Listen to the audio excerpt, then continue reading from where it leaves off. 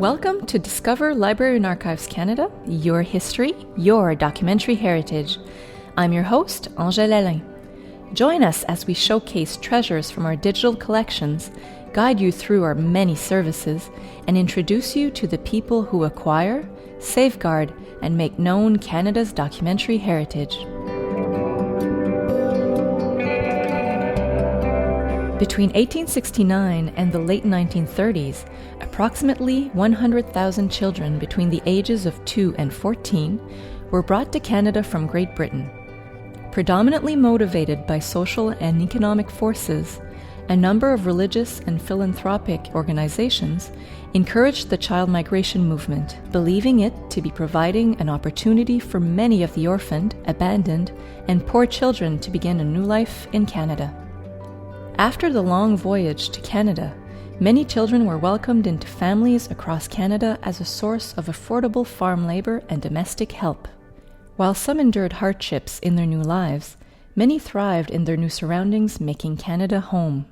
Today, nearly 11% of Canadians can find a home child in their lineage, constituting a significant contribution to the growth and development of Canada. In this episode, we are talking with John Sayers of the British Isles Family History Society of Greater Ottawa, also known as BIFHSGO, about the lives these children lived, the difficulties they faced, and some of the incredible stories of those who thrived in early Canada. In addition, genealogist Marthe Séguin-Muntz joins us to speak about the wealth of resources available at Library and Archives Canada for those wishing to learn more about this important migration, and will show us how to use these resources to trace the lives of home children, as well as provide insider tips on how to use research tools to discover more about your family history. Hi, John. Thanks for speaking with us today. Can you tell us what BIFHSGO is?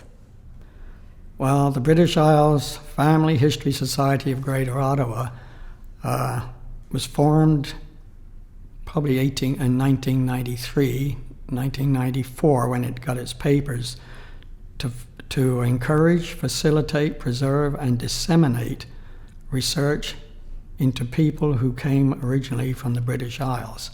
Well, I understand the British Isle Family History Society is working with Library and Archives Canada in partnership on a number of projects. Can you tell us about those projects? Well, originally on the home children major database, which was from the ship's list, back in 1994, it may have been the very first conference of BIFHSGO, or at least the second one. Dave Laurenti and his wife Kay gave a talk on home children. Now, most of us had no idea who home children were, hadn't heard of them. And during that talk, he said there's a desperate need for a database of the names of as many home children as we could gather. I sat in on that lecture and thought, well, BIFHSGO is new. We didn't have a major reason for being. We didn't have a major project like OGS, Ottawa has the cemetery recording.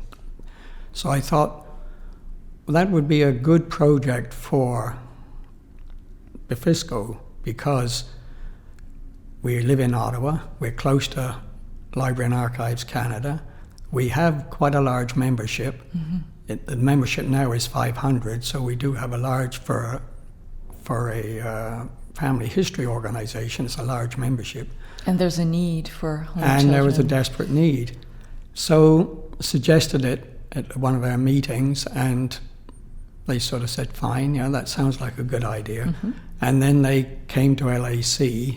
I'm not too sure who, but somebody came here and made an agreement that if we provided the names and the database, LAC would host the database. So if you created the nominal index. That's right. And so we really wanted that because LAC is likely to be here forever, whereas most other organizations may be here for 10, 15, 20 years, and then they disappear. So what happens to their database? Right. And so we were very pleased with that. What are home children in Canada?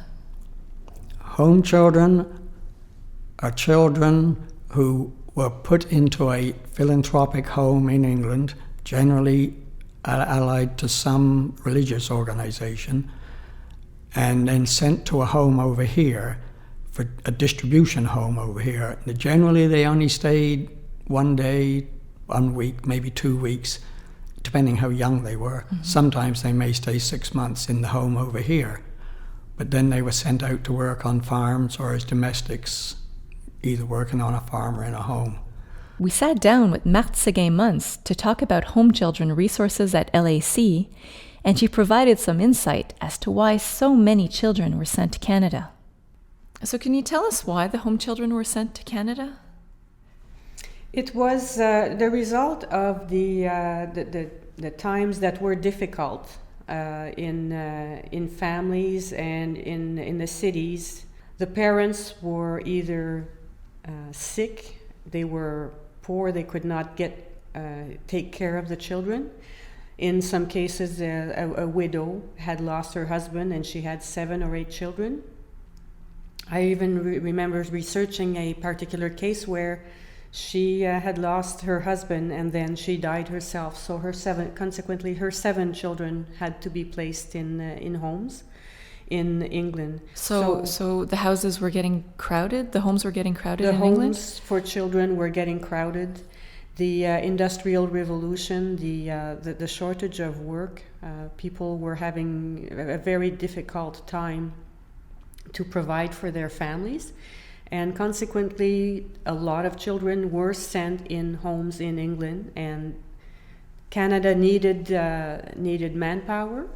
There was acreage farming, they needed the help, and it was also thought that the children would benefit from clean country air as opposed to overcrowded cities in London or in the big cities, if you will. It's providing an opportunity. So once the children arrived in Canada, what happens then? Most of them went to a receiving home in Canada, and once they were in that receiving home, farmers' wives came and checked the children out. They all lined up and they said, I'll take that one or I take that one. This was a bit later on. In the very first parties, the very first ones, they were let off people met them on the train as they went across from Quebec City to primarily Toronto, Hamilton area. And people met the train and took so many children here and so many children there. Very little control for those children. Do we know how many children came to Canada as home children in total? Well, according to this is the sessional papers, one of those very lovely little records. And the 1936 sessional paper says 97,872, and it gives a list of the different homes. With the amount of children. Except it says at the end minor agencies, and there were a lot of minor agencies. There are around 50 sending agencies over the years. Some only lasted a short time, some only brought 20 children. Okay. And how many children today would be descendant of people in home Canada, children? they say about 11% of the population 11% has a home child in their background. I need to go look if I have a home child in my... Well, it's surprising who has. Gilles Duceppe has a home child in his background, right. A London lad. Yeah. And he spoke very well when they made the year of the home child was 2010, and it was passed as a private member's bill in the House of Commons, and they all spoke very, very well to the move. It was excellent, and Gilles Duceppe gave a very good speech. What was the most difficult thing that home children faced living in Canada? The main thing was loneliness. Absolute loneliness. Can imagine, yeah. They came, a lot of them had been in homes with other children. I mean, Bernardo's had their girls' village where about 20 children were in each cottage with a mother looking after each group of 20. They always had friends around them or children with the same problems around them. All of a sudden they're stuck out on some very lonely farm, maybe being mistreated, particularly the girls. So loneliness was the big thing. the fact that they were away from all their friends, all the people that they could talk to, and they never knew the reason why they were being shipped over. Most of them, Art Monk, who I knew quite well, he died 2 years ago, 97 years old. That was his question all the time. Why? Why was I sent? His parents were still alive. He and his two brothers, his brothers were sent earlier than him, were shipped to Canada. Why? Mm-hmm. You know, some of them landed on their feet and some of them did very well. They had amazingly large number of the children became Roman Catholic priests or Methodist ministers, Anglican priests, or missionaries. Quite a few became missionaries. And I'd say about 200 of the children were Jewish. One of the Jewish lads was Tugun Cohen, who came over to Saskatchewan, supposedly with his uncle, to work for his uncle, from the Hayes Industrial School. He didn't like working for his uncle, so he went to work for a Methodist rancher, farmer, close by. And with that guy was a 19-year-old who was really good at cards. And the two of them learned to play cards very well, and they went around the prairies playing in the bars and everywhere, making money playing cards. Well, he eventually finished up as a general in the Chinese army. Jeez. And that's why he's called Tugun Cohen. He is actually buried back in England, in Manchester. And that's said to be the only time that the communist Chinese and the Kuomintang, the nationalist Chinese, were together at the same funeral when he was buried. So he must have been quite a popular... Interesting story, for sure. So a lot of the home children who came to Canada and stayed thrived as adults? I mean, in the main population, you always get those that don't. Of course. And I'd say, 5,000, say 5% had a hard time, a really hard time, and didn't thrive. A fair number committed suicide, unfortunately. Well, when you think of the experience, some died of disease. Right. They came from poor areas. There was a lot of TB, tuberculosis around at that time. Right. At any rate, so a fair number died of TB. Some ran away, never heard of again, went to the States. There's several, actually. I can't think of his name. Wallace Ford, is it? An actor in Hollywood who actually ran away and rode the rails with his friend, and his friend was killed in a railway accident, so he took his friend's name and finished up down in California and did quite well as a bit actor and was very well respected. But he didn't go under his real name because he took the name of his... that's the problem with home children. Tracing them is... They seldom tell the truth. They didn't know the truth. Right. They had no idea what the truth. They didn't know when they were born. They didn't know who their parents were half the time. They knew nothing, really. How long have you been researching home children? Well, since Dave Laurenti gave that little talk in 1994. So you started there and... Now, I have a sort of kindred spirit. I did come and work on a farm when I first came over here. Did you? And so, I didn't work. The big thing I remember when I got to the farm, I was so happy to see they had tractors and not horses. I never worked with horses, and I didn't want to work with horses. They had 3 tractors, and I was very happy with that.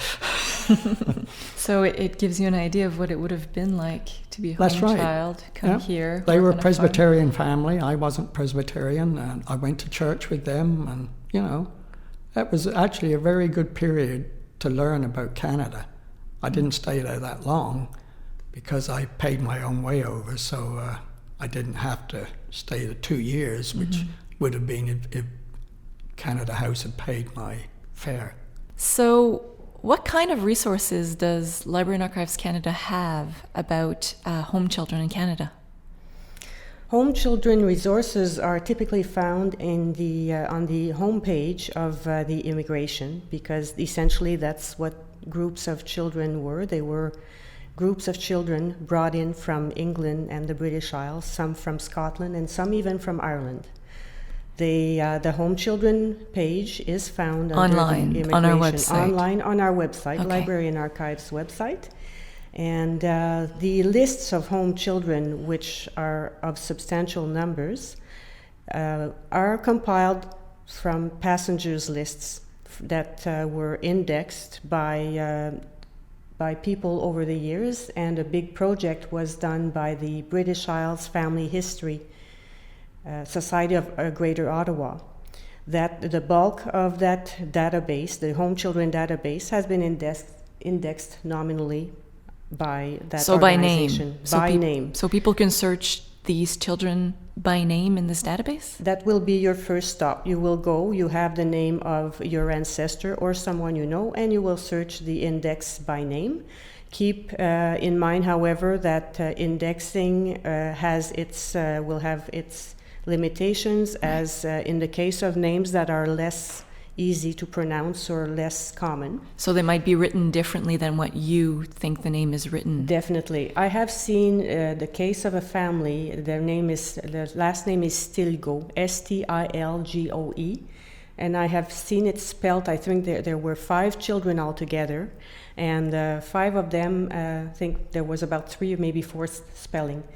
Stel. STIL, Okay. STILG, and so we need on. to try. We need to try different spellings. Yes, we call it in genealogy. I like to refer to it as playing Scrabble with names. So we play around with Scrabbles. So that being said, we are looking at passenger lists, and we find the child that we're looking for. And of that display, you will have the surname, the given name, the age, the sex of the child, and the ship on which the child traveled on, and the year of arrival. Okay, so you mentioned passenger lists, but if I put in the name of a child and I find them in the database, what other types of records could I find? From the passenger lists, you can go to the Board of Guardians list, which is also it's a microfilm that is held by Library and Archives Canada. And it has been, the nominal list has been digitized, and the names are linked to the database. So you might find the child's name on that second list, and it might not be there neither. So from there, you will see where the central registry files are also a great resource. Although it is not indexed by name, you would go in the central registry file under the record group 76. Which is what? Which is immigration records. Okay. Records of immigrations of Canadian authorities. And from there, you would put the name of the house or the home where they were housed once they arrived in Canada. So we are particularly interested in names such as Marchmont Home in Belleville, which was established by Annie Macpherson from England. Mm-hmm. You would put Hazel Bray, the girls' home, the Barnardo's girls' home in Peterborough. The Niagara Lake, established by Maria Rye, who was the first person to bring a group of children to Canada. Mm-hmm. And that's Niagara on the Lake. You would also put the names of the organization as well as the name of where the place was. So that's record group 76. And the records are on microfilm. And what type of records are in this record group? Like, what do I find? So I put in the name of the house, and then what do I get? You will find a list of children. You will find their age. Sometimes you will even find the complete date of birth. Okay. You will also find the name of the organization where they were, because we're looking at organizations in England. And so by putting in the name of the organizations, you will get the list of the children, notes, correspondence between the agents who looked after the bringing over the children. Sometimes they came over in groups of more than 100 on one crossing. So you'll find this out while looking at the records? While looking at the records. Once you have looked at the central registry files, the boards of guardians, which are from England, you would typically look at the census records. Imagine someone coming in 1904. You will look them up in the 1911 census and see where in which family they are living with. So you're following this child, basically. Following this child from pretty well from even the arrival, the departure in England, because the date of departure is included on the passenger list.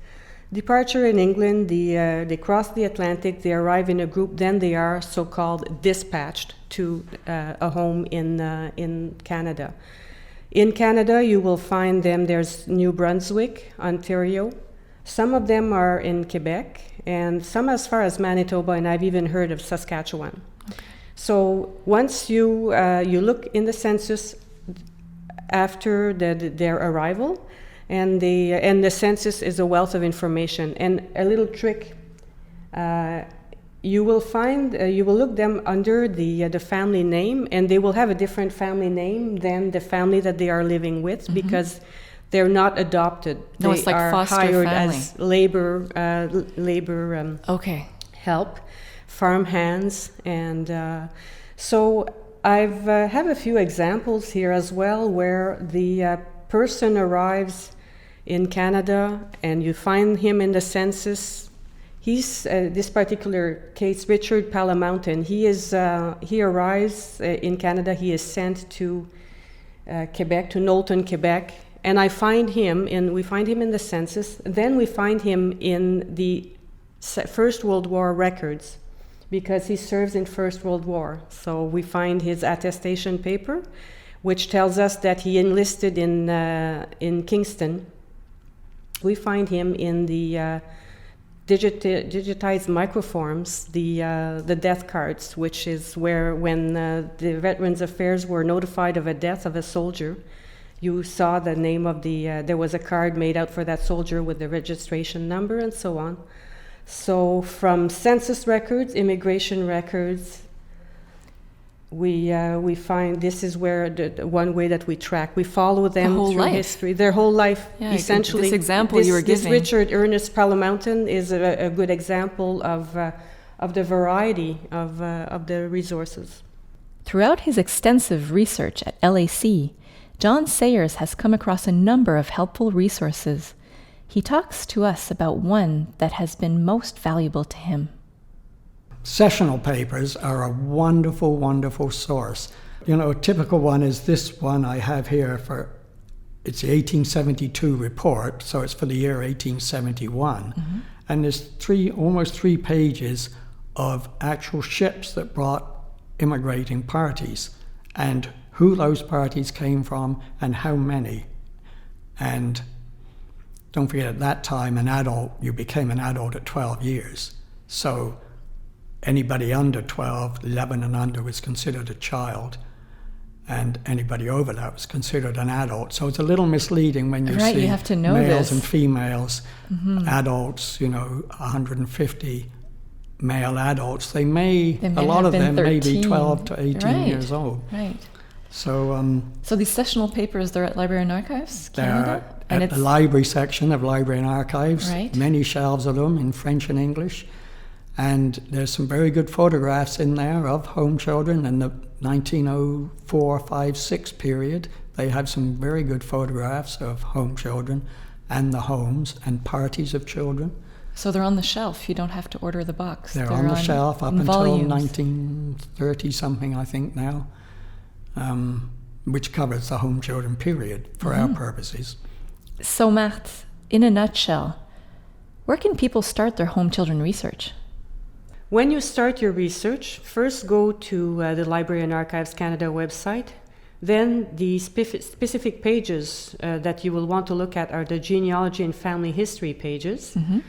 And under those pages will be the immigration and the immigration records, where you have the home children page. And there's a whole page of about home children that describes the records, both the ones available online, the ones that have been digitized, the ones that are indexed. That page also will refer you to other organizations as well that indexes, such as the BIFHSGO. That page will give a link to the home children database, the passenger lists. It will also give a link and a brief explanation on how to research Government of Canada files which are available on microfilm. You come to Ottawa, you can come and look at the microfilm and get copies from the microfilm. The same goes for the juvenile inspection reports. They are also on microfilm, organized alphabetically. Middlemore Homes records are also available. Look up the website. We are constantly updating our website with digitized records, new indexes, and other resources. It's what we do. It's what we enjoy doing. Also, many books have been published about home children. Descendants of home children choose to publish books, and there's quite a wealth of them. Consult our Amicus database for published books about home children. Well, thank you very much, Marthe, for being here today. You're very welcome. It was a pleasure. To learn more about Canada's home children and to discover your ancestors, visit Library and Archives Canada's genealogy and family history pages found on our homepage at bac-lac.gc.ca.